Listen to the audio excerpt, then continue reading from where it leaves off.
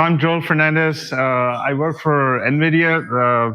Just joined recently. I used to work for Google. That's probably how most of you are familiar with me. But yeah, I recently joined NVIDIA, and so this talk is about uh, what is missing. What is missing in SCADX? There's a lot missing, obviously. Like I think Andrea showed like a whole list of things. I'll go through some of them. But yeah, so it's nowhere like a comprehensive list, but more like things I noticed and like I was like, oh, this should be here, that should be there, stuff like that. So first, like before going into what's missing, I just wanted to talk a little bit about why like everyone should care. Like I think it's like an important subsystem. It's in a lot of distros, as Andrea was showing. And it's upstream.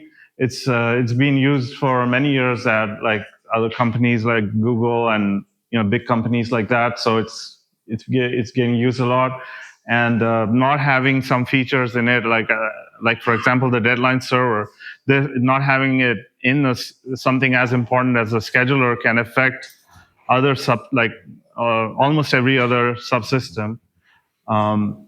So I think like.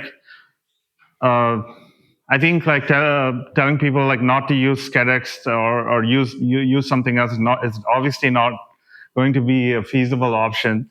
Like so, one of the subsystems that I co-maintain is like RCU, and I really care about scheduling because I want to make RCU work for all my users. So if scheduling doesn't work, then RCU doesn't can run into a lot of trouble. Like the grace period K thread will not get CPU and so forth. And that means that RCU won't be functional, won't be as functional in distros that use SCADX. So I want to make SCADX better for that reason alone, but for other reasons as well that we need it in my company and so forth. So yeah, start with some things I noticed. So well, one thing I was like, does RC boosting work? So RC boosting is this mechanism where if you have an RC reader in the kernel that is not getting enough CPU time because something of higher priority is running right when the RC reader section is running, um, then that can cause RC stalls and stuff. So we have this boosting mechanism where the RC readers are boosted to RT, and then the reader can complete. So I was like, oh, if the RC readers are CFS, does that really work? And I was surprised that it does work actually. It's SCADX, so RT mutex boosting stuff works pretty well for SCADX. So, but I did find an unrelated bug, slightly unrelated to SCX bug in the way we were doing RC boost testing. I'll talk about that. That has to do with the RT throttling interface to disable RT throttling. But yeah, this was like a trace I collected to actually show that RC boosting is actually working. So you can see this, the SCED PI set prio trace point is actually showing the priority changing of the threads when this RCB thread is. How do I use the pointer? Like that. This thing? Okay. Yeah, so the RCB thread is boosting the RC reader thread using fake RT mutex just to do the boosting. So yeah, so it works now, but I'm wondering, like, I don't know, after proxy execution, is John in the crowd? Yeah, is it going to still work? Yeah, we were talking earlier. Yeah, so it's one of those things where this idea of the split context is the part that I'm most worried about SCADX. Yeah, so initially we will make it exclusive with SCADX, and once it all works, you guys can try and figure out if you can make it work. okay. So what does that mean, like exclusive as in like? Config excluded. K-config, you either build proxy or you build the... Oh, okay. Okay. But I think the idea with PE was to replace RT mutex. Is that going to happen, or? is eventually. We'll get there. We gotta get it all settled, yeah, then we will. But you can't replace it because RCU uses it. RCU needs RT-Mutex. We can rip it out. You can rip out It's the. gonna be the same thing implemented deep. Yeah. Okay. So, And like, every single mutex is an RT mutex. yeah. So you still Okay. have the Same. Okay. Okay. Makes sense.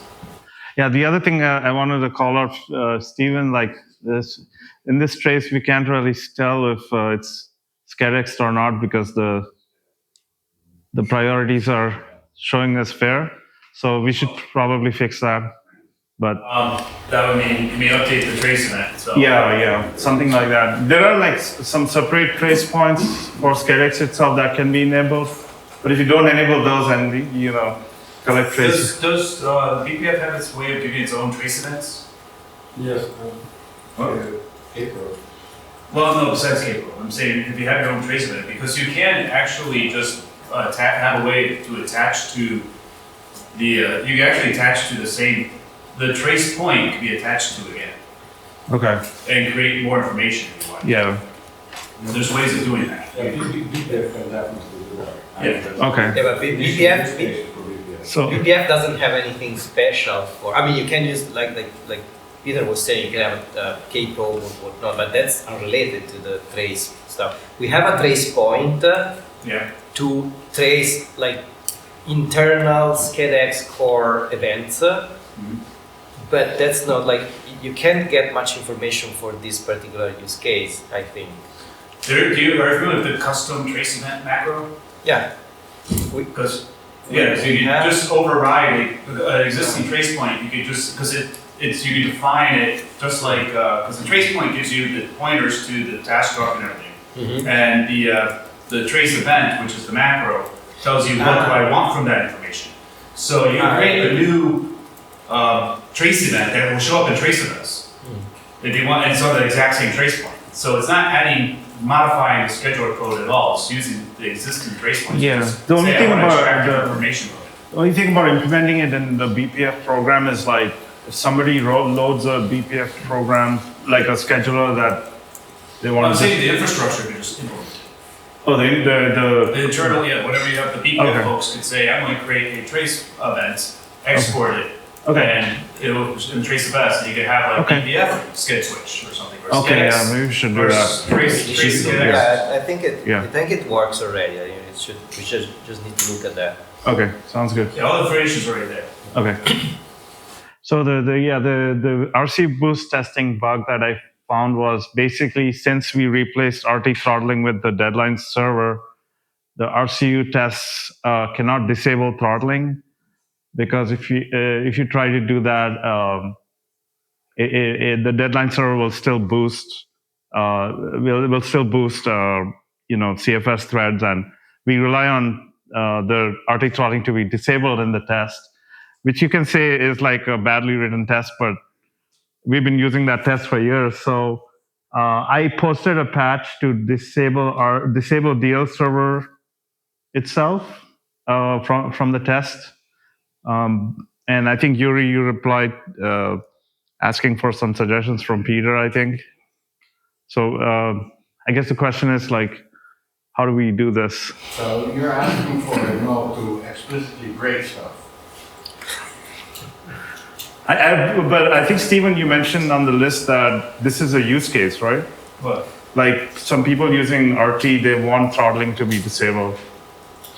Oh no, it's like basically is if you put in like -1 on the in the RT stuff. There's cases I think you're talking about Clark Williams where they turn off. but I think with the DL server thing, we won't be needing to do that anymore because DL server only kicks in when it needs to. The problem with the RT throttling was that that thing was actually throttling no matter what. Right. So I think that the idea would be to, now that we have the DL server, that thing should always be enabled because it shouldn't actually be doing the boosting. That's right, because if nothing's being starved, it's Right, just, so it just triggered, so continues. things are starved. Yeah. Is that the question? Well, Well, So yeah, it it's usually wants explicit starvation, which is not something Well, we actually Yeah, want to happen. and I guess on the other hand, we have so it's a scan debug interface currently, but I guess there is the discussion about the schedule. So I guess it's disable it was just for testing, right? Yeah, it's just for testing. Yeah. So basically, they're testing the case of in case it happened, to be able to make sure things are triggered properly. Yeah, but you're able to do So that by bug entry. Doesn't RCO, so there are debug examples. Does RCO test have RCO torture have a KMOD, kernel module? Yeah, you can pass boot parameters and kernel mod. Yeah, it does have a kernel module. But how many you can create starvation with the kernel module? Oh yeah. Just But run something with preempt disabled and just let it go. no, we're testing RC boosting, so it's a scheduler thing. Like we want to boost threads. Oh, make sure when something starves and then. Yeah, so we can't start it with preempt disable. We have to start it with a With the schedule. deadline scheduler, can you make it so the amount is so big that, like make it like a huge period with a very tiny little thing so it would actually starve enough that it would kick in? But we want RT to starve something. We don't want That's what that. I'm saying. No, I'm saying if you make like the period huge and you give Scud a very, very small time slice, that means that it might go, okay, 1 second every hour. But there is a debug FS interface for the Yeah. server. Yeah, because Yeah, we can do that. your problem is that you are missing an interface to disable the throttling, so that the starvation avoidance. But well, there is the interface is just understand bug. Yeah. Okay. So we just just modify the interface differently such Yeah. that it'll cause the stop. Okay, I can try that. Okay, so that might just. The other thing to think about is like we have this RT runtime and then we have the debug FS stuff. Yes, And they that's, conflict with each other. Like, what do users use? They don't conflict with one another, they interact with one another. So the RT runtime is a total limit on the amount of bandwidth available to the system and is used as an upper limit for the amount of bandwidth that we give out in skip deadline. The DL server is one deadline user, and this is also one of the comments I made to your request that adds a SCADX deadline server, is that then you have two reservations. One of them, which is likely not to be used exactly in this partial mode, which is not recommended, I would say. I mean, it's a weird mode. Why would you want to do this anyway? That's why we strongly discourage using that. Right, so But now people- you're having an argument, now we want to fix this. No, But people fix from it. Google actually asked this because I think because Don't look at me. no, no, because they wanted to use like the energy aware thing is and keep some tasks running as fair and do the energy stuff and at the same time have other tasks scheduled by SCADX. So they asked for the partial mode. Well, so you can do partial mode, but then keep them separated by affinities or secrets or whatever. And then it works. Yeah, because, yeah, that's what we say. Like we say, if you want to use partial mode, just statically partition your system so you don't have this problem. Right. And Yeah, but I feel like in the future, if we ever do something like we want K threads to be only scheduled by CFS and not by BPF or something like that, I feel like then we'll run into I more. don't think that makes sense. I feel like it's not future proof if we like. The we might, thing is that people were gonna do that even if we say that just partition our Just system. tell them to fuck off. I mean, if you don't want to do That's an option. You don't say, here, go do stupid. You go, no, this is bloody stupid, don't do this. No, that's an option. okay. So Peter kind of went to the next slide, kind of.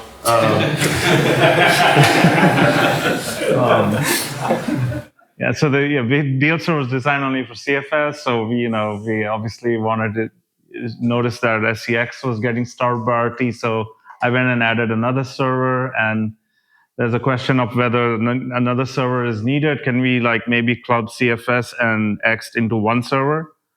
And that only makes sense if you have this partial mode thing where EXT and CFS are both running together.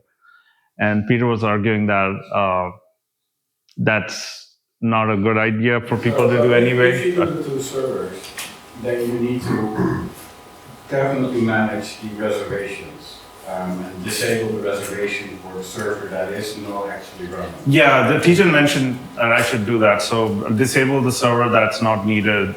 Yeah, so I'll submit another patch.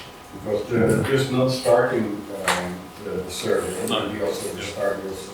That has no impact on the actual reservation. The reservation is still there. Yeah, I kind of missed that. Yeah. So we don't want to carve out reservations that we're not using. Basically, yeah.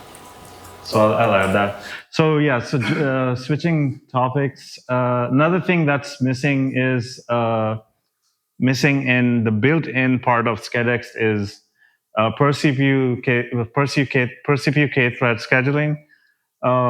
Where in the fair scheduler, when we wake up, we check if the previous tasks, if the task that is being woken up, its previous CPU is the same as the waker CPU, and the waker is a K-thread, and the CPU has less than or equal to one task running, then what we do is we just wake up the we wake up the task being woken up on the same CPU as the K-thread, because the idea is that the task being woken up requested some service from the K-thread, and so now the K-thread is just responding to that service and going to sleep. So it makes sense to wake up the task being woken up on the same CPU as the K-thread. Can you go back one slide? Yeah. Vincent, the ASIM fit CPU seems weird to me. If it's per CPU K-thread and the number of it's not going to fit anywhere other than the CPU. Sorry, what? So if it's a per CPU K-thread, it can only go on the one CPU anyway. Yeah. So why do we check if it fits or not? No, there's some other task waiting on a CPU that is running the No, yeah, the per CPU K-thread is the waker. I think that is checking the waker. Yeah. Yeah, that's true. Okay. Wait, why can't it be implemented in? Well, it's not. It's missing. It can be, but it's. So the thing is, one of the BPF schedulers, Andrea pointed me out to, actually does something similar. But Andrea, you want to talk about that? Like, I think you noticed that it's actually not that. So yeah, I added this in BPF and just because I noticed that fair.c was doing the same. And I was like, okay, let's just do that. I ran some benchmarks, but honestly, I didn't notice any benefit, neither regressions. It was just, okay, it works as before. So I was wondering if there's a special benchmark where I can show this behavior. Yeah. So basically, without this, did this actually change the behavior? So basically, when it did the wake up, did it actually put it off on some other CPU? Potentially, yeah. Potentially, what? Potentially, it was moved to other CPUs. But if it only happened once in a while, it won't show up in any benchmark. That's the question: is how often? Yeah. So that's the question. How do we test this? Is one of the things we want to know. Find where the commit comes from, and then you'll find an email thread. Yeah, that's what I did. That's what I did. It's an old IO. It's an IO benchmark. That of course it makes sense because it's stressing the K worker. I tried to reproduce, but I don't know. Maybe I need to test. I thought you also said that it's actually harmful. Maybe I missed it, but. No, this is not it. Okay. No, it's not harmful. It's just. And the guy who implemented it, was it Mel Gorman or? Yeah, I think it's Mel Gorman. Yeah, I think and so. there's an IO benchmark that is, but maybe at that time it was more impactful. I mean, now it's 5 years ago. So now many things have changed. So who knows? Yeah, the wake up path is 1,000 lines or something now, and it's this. There are a lot of special cases for each of the corner cases that has been. Before we actually go to select ID. Right. So you need to make specific cases for competition. So yeah, but the point was, should we replicate that in the default policy or not?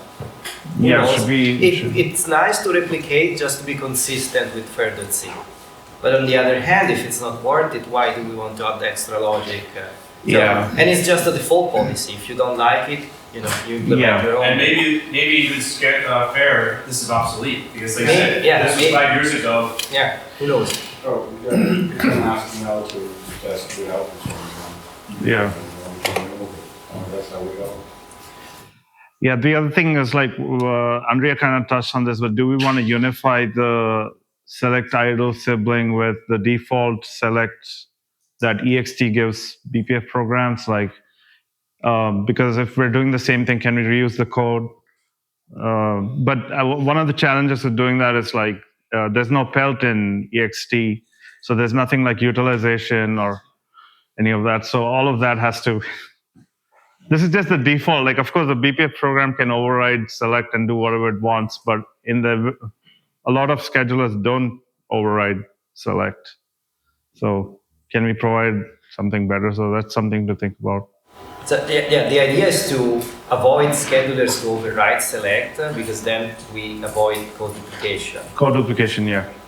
So that's the idea. But the select of fair is also like really huge, and it's Why are you picking specifically on this condition? I mean, there are others. Yeah, I'm gonna. Yeah, they all have their history attached to. Yeah, I'm going to go over those. Okay. So I cannot put everything in one slide. You know we have to go to lunch. That's what is like. Yeah, I should probably hurry up.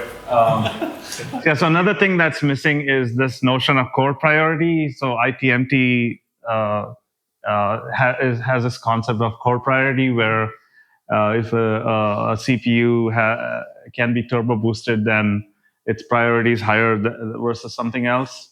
And this is kind of provided as a wrapper to arch scale CPU capacity.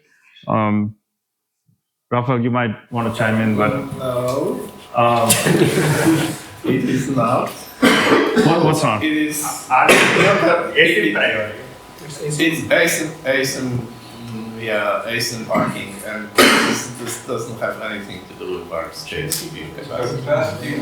Oh, I know there are different things, but I thought you mentioned you told me once that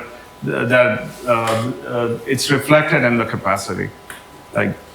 Yeah, so it happens to use this performance. Priorities are based on max performance. Yes. But this doesn't have. Yeah, I'm just telling you like what we have in the BPF in terms of like if we were to try to get close to this, like we have this. Well, so the problem is that arch scale CPU capacity is not used when ASIN parking is used.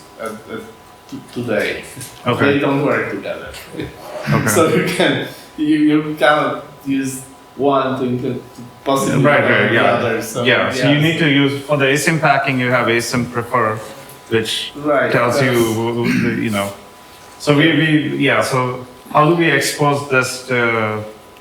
I don't know. Talk to Chan. But Joel, that is currently used by the pair scheduler during load balancing. That's when.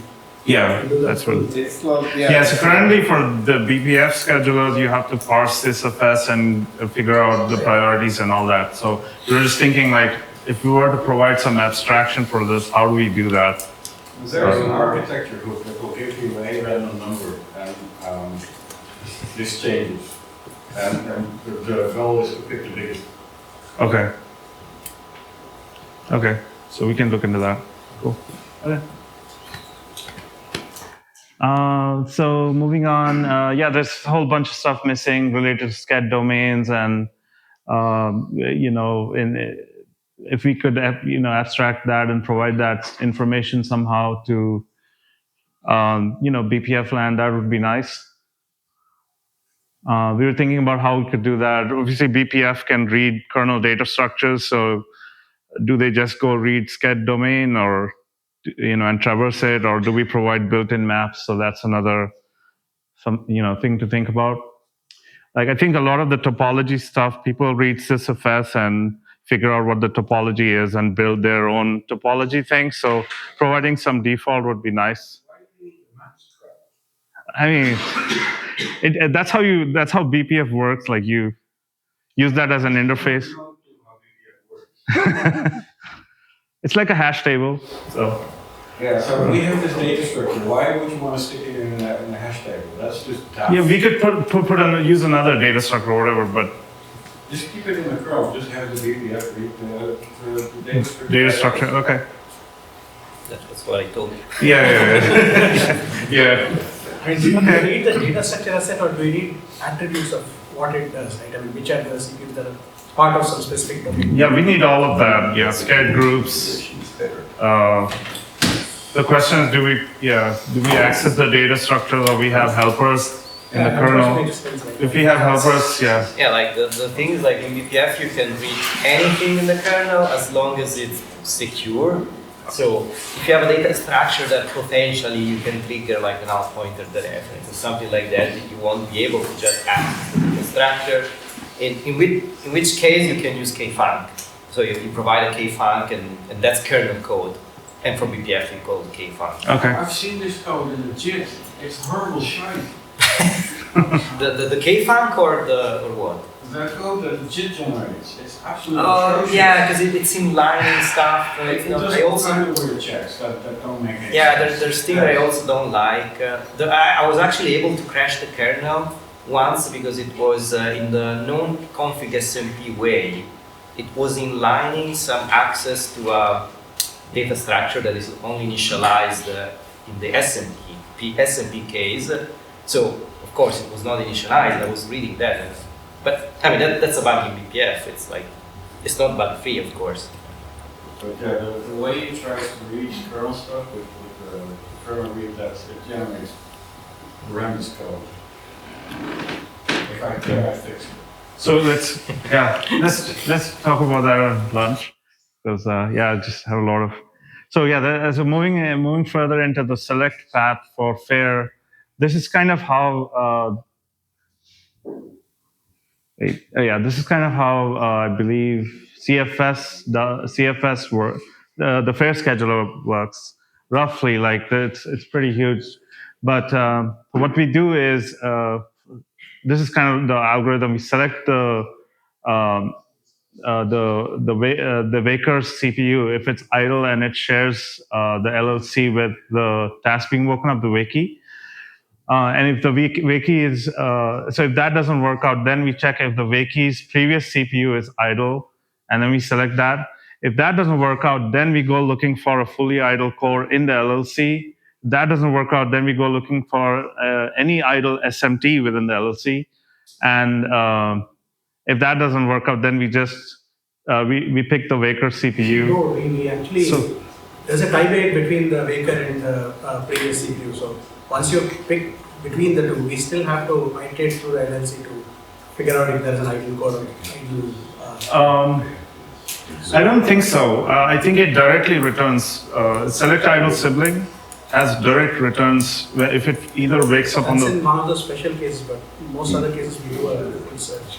Is what I remember. I don't know if it's changed. Okay, I'll double check that, but It's way more complicated. yeah. So and this is like it's huge. There's like I just summarized it here. So anyway, my point is that so now let's go over the X way of doing it. X kind of does something completely different. Like if wake sync is set, only then would you look at whether the previous CPU or the waker CPU. Why do you want to duplicate this code? Here's the first question. Is the what? Why do you want to duplicate this code? I follow. Maybe or something like that? What are you pointing out? Sorry. So because you are talking about what happens in fair and Yeah, so I'm comparing. So what we wanted to. maybe just call the thing. We can't. So it's not that easy because you have health and you have CPU capacity and sched domains, and So you call it nothing more. XT, right? But then I want to do this actually, but it's not that easy. Like you have to. So right now we're looking at least like let's make the algorithms consistent. But let me finish let me point a hole in this. So say you are successful and you duplicate all of this and you have the same thing in fair here. And then somebody comes in and then changes fair because they have this weird use case that it doesn't handle today, and he forgets about changing Yeah, I mean, SCADAX. So then that's why we don't want the code duplication, of course. But that's or the other way around, right? Yeah. And then But you we're again starting- end up with different code. So Yeah. I think that this exercise is just pointless because eventually you will end up with different code anyway. On both ends. But I think over Unless the you years use we the have same code. lessons learned from Yeah, but FAIR at the that we same want to time, apply. at the same I don't time, think we're it's pointless. improving. Yeah, we're also improving the default policy Yeah. in SCADAX if we chase fair.c. Yeah. It's bad that we have code duplication, but I mean that's probably the only Or way maybe to even if progress. maybe you can just split this code into smaller pieces. Yeah, and that we then could do, yeah. call them bots from both places. From those small pieces from both places. Yeah. In such a way that you will omit the belt and other Yeah. things in the. That we need to somehow do. Yeah, that's a good idea. Maybe we can try that. Yeah. So in the functions you mentioned, I think there are some questionable lines of codes that have either not really been evaluated much at all, or have been evaluated many years ago on very old platforms. Yeah. So instead of just copying it, maybe a re-evaluation would be beneficial. Yeah, both absolutely. there and Yeah, exactly. That's a good exercise to spot. So we need to go to the potentially- Git log and Yeah. look at the history and so we'll do that. Also, some of these work under the assumption that if you pile up tasks for a little bit of time, the load balancer will move it around, right? But in SCX, if you dispatch to a local DSQ, can you later pull it? But you have to wait for that one tick callback. I mean, you have this dispatch mechanism where you have to ask the BPF scheduler what it wants to do, and so the BPF or the user space side decides on what the load balancing will look like, right? Andrea can go more into that, but that's my understanding. Yeah, I didn't get the question. So, the default way after getting this select, the ideal CPU is to put it on the local DSQ. Yeah, you can decide. So if you implement your own codec, we are saying, okay. You can decide. You can either say, okay, I want an idle CPU. Okay, I got an idle CPU. You can decide dispatch directly, or you can just ignore, and that CPU would be awakened. Yeah, but say the BPF scheduler does not want to do the NQ plus the select callback, and it wants something entirely different. Only say just CPU frequency management. You do this, you put it on the local DSQ, but then there is no load balancer as such that moves tasks around. Right? By default, there's no load balancer. You can implement your own load balancer. Yeah, you can implement it, but we want to provide that as a building block as well.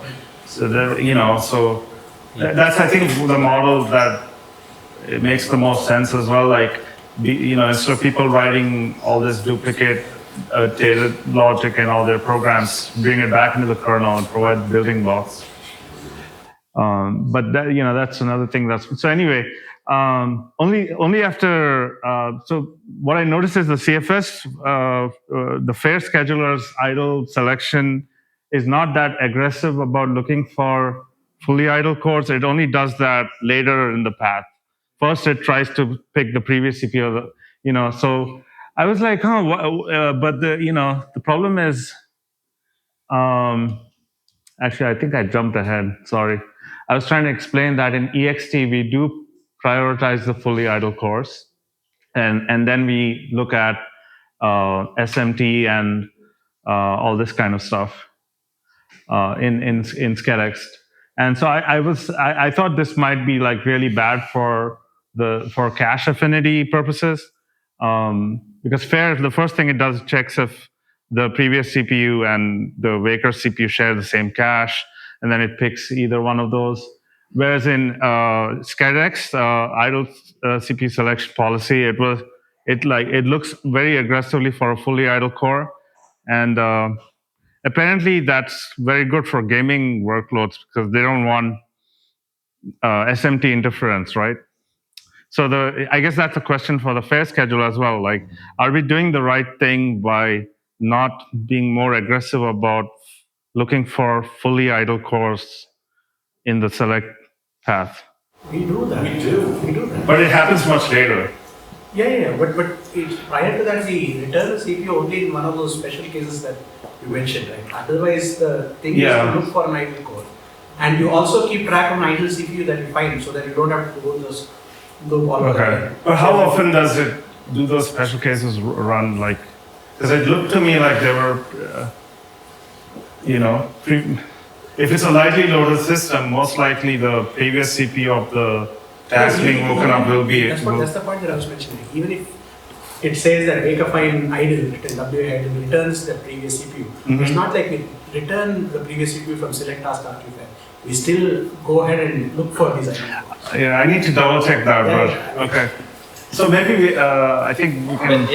But on our side, we are too aggressive at looking for idle code because we either allow a NUMA migration just to find a fully idle code. We are even like Est is even more aggressive. It will look outside the LLC for a fully idle core. So we were wondering maybe we're a little too aggressive and we should at least reduce. I mean, if there are still idle CPUs within the same node, maybe we should be more conservative. Yeah. So Peter had a sys node sort of a patch for that. Sys U2? No, it was a separate thing.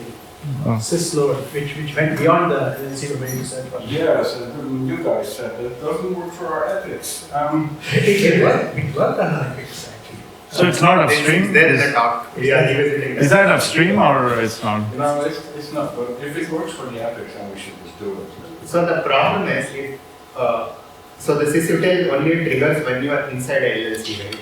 But if you are searching across all the, say, 8 CCXs in a whole socket, the search in a fully busy system adds more overhead. So, but this was especially important on the older ends that have tiny CCXs. But yeah. Case in point was taken actually that had 12 CPUs and 4 CCXs with 3 CPUs each. I told them to get a new machine, but okay. But. Oh, 5 minutes. So we have only 5 minutes. But I have a patch that makes EXT's default select better because I feel like looking outside a NUMA node for idle courses like immediately is over checking whether you at least have a partial. NUMA node can still be ginormous. Because if you look at these latest Zen C cores or our E core Xeons, it's stupid number. Okay. It's like hundreds. Wow, okay. So these are kind of like the changes I made to the default select path of EXT. Basically, I also check whether the Baker's CPU has a fully idle core, stuff like that. And then I moved the checking of a fully idle core further down the list because I thought it's important to check for whether the previous CPU is idle, stuff like that, like small things. But I think this makes more sense to me than what EXT was doing. And this is my barcode there. Thank you for inspiring me for that. You're welcome. See, the other thing, the last topic I had was, do we want to kick SCADX off more aggressively if it's behaving funny? So we already do that from the soft watchdog detector, where soft lockup detector, where if we're 75% of the way there to a lockup, do we want to just kick it off? And in the RCU team, we're looking into whether we want to do that also, because we kind of detect if the grace period K thread, for example, is being starved. And, because BPF is scheduling that, maybe we want to kick it off if we feel like, it's not working. We already have some emergency provisions to, if that's happening, we do other things outside of scheduling, like trying to force quiescent states more quickly and all this kind of stuff. But the question is, do we kick SCADX out as well as a part of those provisions, or do we not? So, and then the other thing is, do we want to have a mode where we don't allow SCADX to schedule K threads? That might not be a great idea, but I don't know, something to think about. That's probably a use case for partial mode as well. I don't know, but it's just, the problem is like I think like the fear I have is like BPF programs messing up scheduling for kernel functionality because they're also scheduling kernel threads. You know, like are we relying too much on BPF to work all the time, or you know? It's in kernel space. It needs to work all the time. Yeah, it's running in kernel space. But you can write a scheduler completely in user space now. But That's stupid. Just because you can doesn't mean you should. no, I'm saying is if you had a way like when you add your schedule, you port everything over to switch everything over to SCEDX mode. Maybe you have a thing that or a switch or something to say just do all non-kernel threads over there. Because kernel threads, by their nature, don't run for a long time. I mean, have you seen a compression? Yeah, I was going to say that. Like, if you have an encrypted home, and RAID validation threads, they run for bloody hours. Yeah. Really? Memory management has threads too, right? For compaction and all that. Over prioritizing all K threads is that yes, it will make your kernel functional, but it may not make your system functional because you end up over prioritizing K threads. Yeah. And if you have like out of control K threads, such as an encryption thread, whatever, it may end up like monopolizing the CPU. That's why we have DL server for X in partial mode. Yeah, the empty RAID scrubber, that thing will run for days if you're storing. Yeah, exactly. Well, it runs at very low priority, even with very low IO priority, and it just sits there soaking up every cycle it can get. Yeah, and you want to schedule those. You don't want to just just. Are you familiar with the tool called Tuna? The Red Hat tool, yeah. So anyway, this is my last slide. So we were talking about no merciful. Where's Frederick? There he is.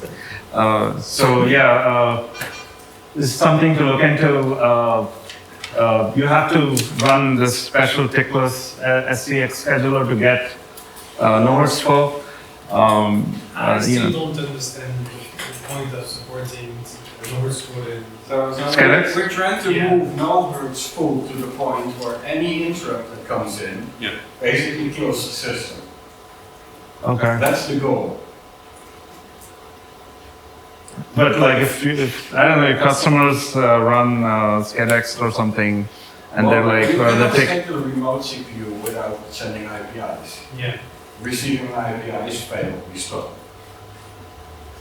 Well, what about the scheduler tick? The scheduler tick has to go off too, right? I think no. For no merciful to. The setup for these systems is that they run a single task. The tick goes out.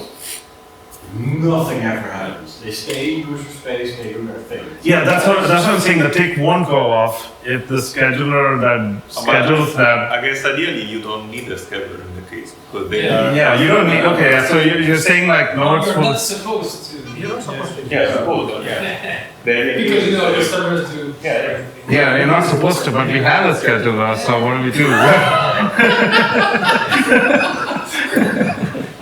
Okay, anyway, yeah, so I have an idea where we can still turn off the tick by scheduling a separate timer for the entire slice of that the BPF program said, like, give me a slice of whatever. So we use a separate timer, that way we don't need the tick, because that's the reason we need the tick is because we don't know whether on the next tick BPF decides to pull something from a shared queue onto CPU.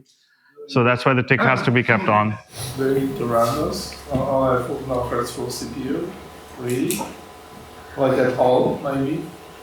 That's how it works right now. You have to run the BPF stuff on every tick because you don't know whether it's going to pull something into the run queue. But on this CPU, it won't, or at least it's not expected to, right? Because it's an full CPU, so it runs one task. Yeah, but K-thread wakes up. I don't know, like. The goal of no hertz full is to not have a scheduler. It's not have a schedule. Yeah. But we have a scheduler. So. Only that user space. That was like that was one of the goals and motivation for No Hurts Full. I thought, wasn't there some effort just like, why do we really need the tick anymore? I mean, there's a few things like RCU and stuff that require that. So no hurtful with context tracking and everything makes system calls exceedingly stupidly expensive. Yeah, then creates a task. So you really do not want any system activity. Right, no, I understand what the No Hurts Full, what I'm saying is we're able to have, like, that's so, the No Hurts Full is to say, hey, don't bother this guy, turn off all ticks, turn off all interrupts, and it tries to, the context switching thing is to say, hey, we're going to user space, don't bother me, and RCU works all fine. The point I'm saying is, as a side step, instead of the motivation of No Hurts Full, I'm saying, do we really need the tick itself? Yes. Well, we do, at least for one thing. For what? Which is CPU idle. And yeah. A bunch of stuff. CPU idle It's means a the thing. tick. Like, As RCU well, right? relies on the tick, but like I'm saying, like if we can start bringing it down, because there's a lot of things that don't really need it. I mean, the tick is as important as it used to. Maybe not, but still, The scheduler really doesn't need the tick.